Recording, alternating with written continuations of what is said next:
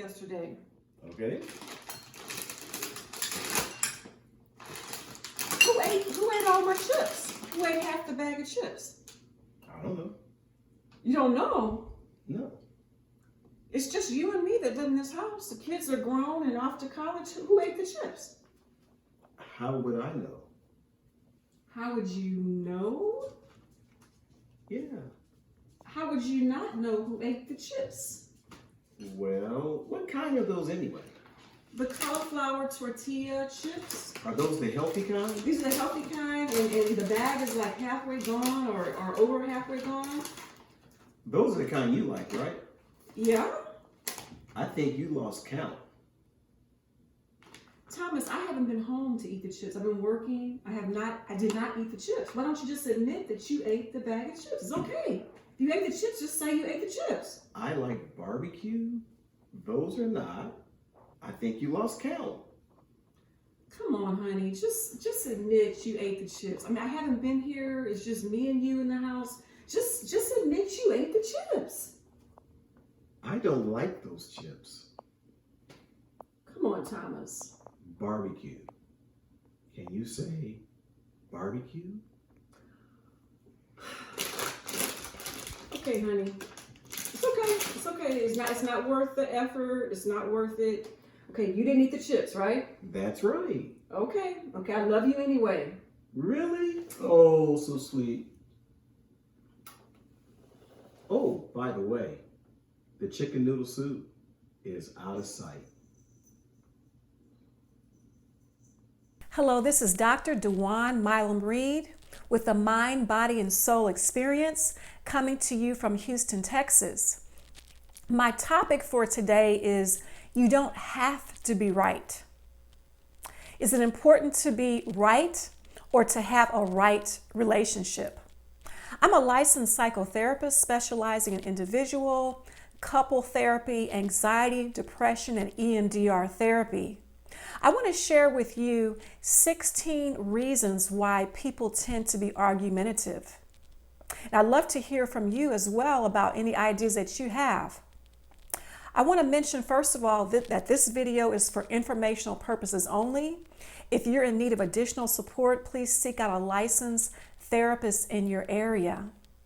And also, if you like this video, be sure to like it, to share it, to make comments, and to subscribe.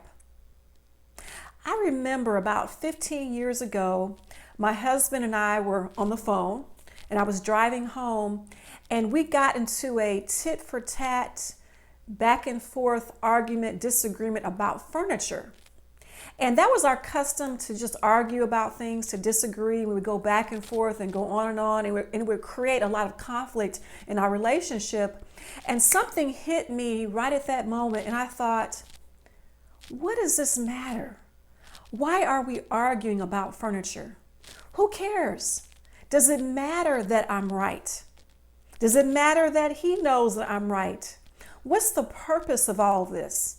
And I remember as we were talking on the phone, he was telling me his viewpoint and da-da-da-da. And I just said, okay. And he said, what? And I said, okay, if you feel that way, okay, it's fine. And he asked me, he said, is something wrong with you? Are you okay? And it's funny when I think back on it, but he thought something was wrong with me because I always engaged. We went head to head in these conflicts. And at that point, I realized that it just really doesn't matter.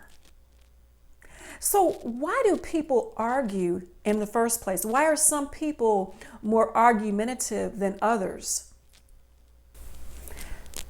Number one on my list is family patterns. They have grown up seeing their families argue, bicker back and forth. And this is just what we do in our family. Number two is low self-esteem. I'm going to talk more about that one in a minute. That's a big, big reason for people having to try to prove that they're right.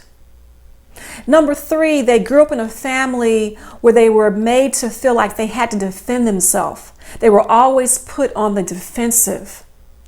Number four, they work a job where they're constantly having to prove and explain things. We tend to be our professions when we come home. So for example, the scientist who's constantly having to prove things and to show data, they come home, trying to prove and make others prove their opinions. Or the police officer who has to give a lot of explanations, or the attorney, etc. Number 5, some people just like to argue. It gives them a feeling of adrenaline, that adrenaline rush. And some people are just very good at it, and they take pride in arguing. Number 6, some use arguments and winning arguments as a method of control. It gives them control over people. They know that they have a loud voice and they can exert their opinion over others, and it makes them feel good and in control. Number 7, some people argue, but really they're just thinking out loud. They're trying to collect information, and maybe their voice elevates, and sometimes they're just really people who think out loud and who are processing out loud. Number 8, some people argue because they need your approval.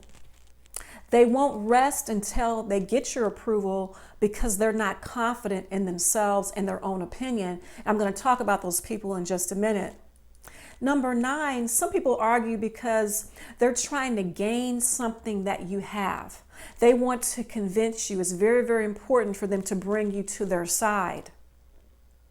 Number 10, some people argue because they're more comfortable arguing than sharing their feelings. Instead of saying, hey, I'm afraid, or hey, you made me sad, they tend to argue because that's an easier way for them to express themselves. Number 11 is along those same lines. Some people argue because they're fearful and they're crying out for help, and they just feel very uncomfortable because they're anxious. Number 12, some people argue to justify bad behavior and decisions.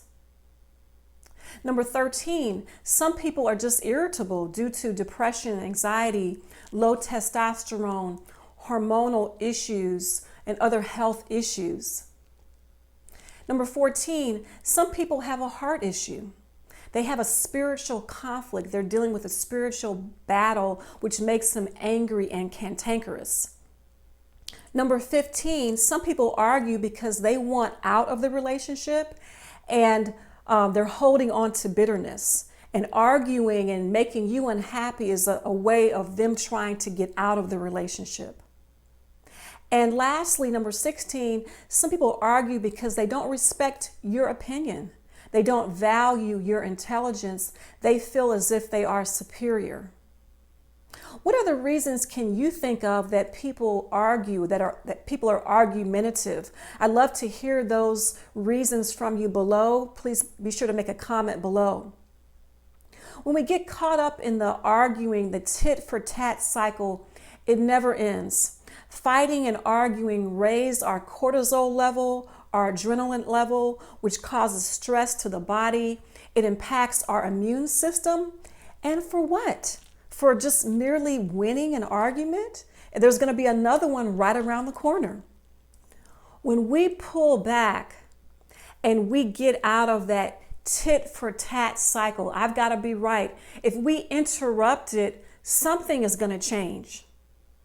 If we're no longer a participant in that cycle, things will change for the better. Either our partner will learn how to talk to us and we'll learn how to talk to each other in a different way, or things will change maybe for the worse. Maybe that person will decide that they don't want to be with someone that they can't constantly argue and disagree with.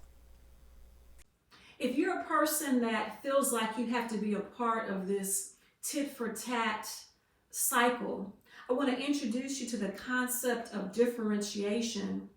The concept of differentiation was coined by a famous psychiatrist by the name of Dr. Murray Bowen, who founded intergenerational family theory. Differentiation is a person's ability to stand on their own and to feel comfortable in their own skin, in their own shoes. Differentiation is based upon a scale. It goes from 0 to 100. People who are on the low end of differentiation are always concerned about what others think. They absorb the anxiety of those around them. If their partner's not happy, they're not happy. They're constantly seeking the approval of other people. A person who is higher on that scale of differentiation is very comfortable with themselves. They care about people, but a person's opinion about them impacts them very little. They want to please, but they don't want to please at the expense of their own welfare. They can be happy when others around them are not happy. They seek to do the best for others and for themselves, but they're not people pleasers. They want to do the best thing because they value what's right and what's true and what's honest. They're not pulled into conflict, and they tend to be much happier people and definitely have much higher self-esteem. When you're a well-differentiated person, it doesn't matter if the sky is blue and your partner says it's green. It really doesn't matter because you are emotionally independent. So how do we become more differentiated? Well, it has a lot to do with self-esteem. The better that we feel about ourselves, the better that we are able to be an emotionally independent person who does not rely upon others for approval and for self-esteem. I have a video on how to raise your self-esteem, and that's the work that needs to be done to move along that cycle of self-differentiation to a higher level. So what do you do when your partner says, "Didn't I tell you to buy lemonade at the grocery store and you brought back orange juice?" And you say, "No, I didn't. You did tell me to buy orange juice. See, I wrote it down." And they say, "No, I didn't." What are your choices? You can go round and round about the lemonade and the orange juice, and you can end up angry. Your beats per minute, your heartbeats per minute can raise, negatively affecting your body. Or you can say, "I'm sorry. I can go back and buy you some lemonade." If your level of differentiation is high and you're confident in yourself, it's not going to matter to you whether or not they believe you about the orange juice. It's really not going to matter.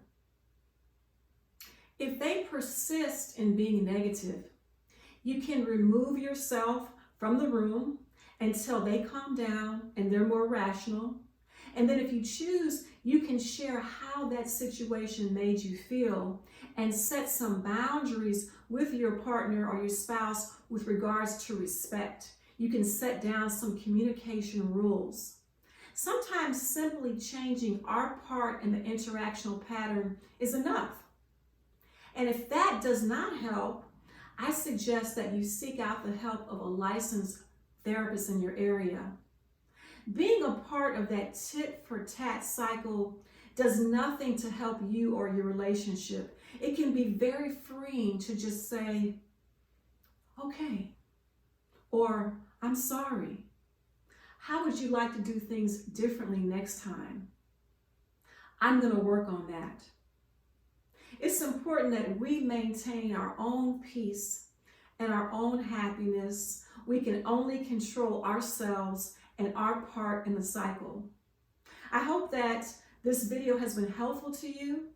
Be sure to like it, share it, comment, and to subscribe to my channel. I'd love to hear from you about any other topics that you would like for me to discuss.